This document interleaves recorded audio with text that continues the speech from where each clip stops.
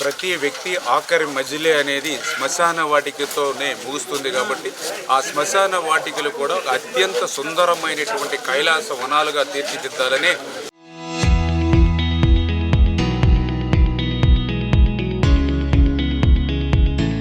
ఆ రోజు పాలకొల్లు పట్టణంలో ఒక మంచి కైలాస వనాన్ని మనం తీర్చిదిద్దాం.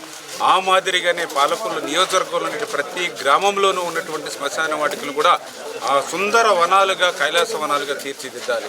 మరి ఇట్లా తీర్చిదిద్దాలి అని అంటే ఆర్థికంగా రాష్ట్రంలో ఉన్నటువంటి క్లిష్టమైనటువంటి పరిస్థితులు దృష్టిలో పెట్టుకుని కంపెనీల సిఎస్ఆర్ ఫండ్స్ని రిక్వెస్ట్ చేసి ఆ సిఎస్ఆర్ ఫండ్స్కి తోడుగా గ్రామాలస్తులు ఎవరైతే ఉన్నారో గ్రామాల్లో ప్రతి ఒక్కరూ కూడా శ్రమదానం చేసి ఆ పనుల్లో నిమగ్నమై మన పనుల్ని మనమే చేసుకోవాలనేటువంటి ఒక స్ఫూర్తినివ్వాలనేటువంటి ఆలోచనతో ఈరోజే కాదు మొన్న గత వారం కూడా చూశారు.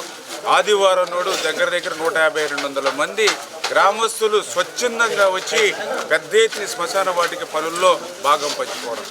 ఈరోజు మళ్ళీ ఆదివారం మళ్ళీ పెద్ద ఎత్తున 150-200 మంది గ్రామస్తులు ఈ గ్రామంలో ఈ యొక్క శ్రమదాన కార్యక్రమంలో స్వచ్ఛందంగా పాల్గొనడం. అంటే ఒకప్పుడు శ్మశాన వాటికలు అడుగు పెట్టాలంటేనే భయపడే స్థితి నుంచి ఆ శ్మశాన వాటికలు కూడా మనం బాగుపరుచుకోవాలి, సుందర వనాలుగా తీర్చాలని ఇంటికి ఒక మనిషి వచ్చి ఈరోజు శ్రమదానం చేసేటువంటి ఒక స్ఫూర్తిని ఈరోజు మనం కలిగించామని చెప్పి తెలియజేస్తూ ఉన్నాం.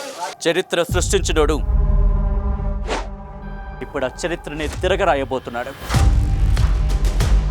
అబద్ధాల గోడల్ని బద్దలు కొట్టి నిజాలను రాగా మీ ముందుంచబోతున్నాడు.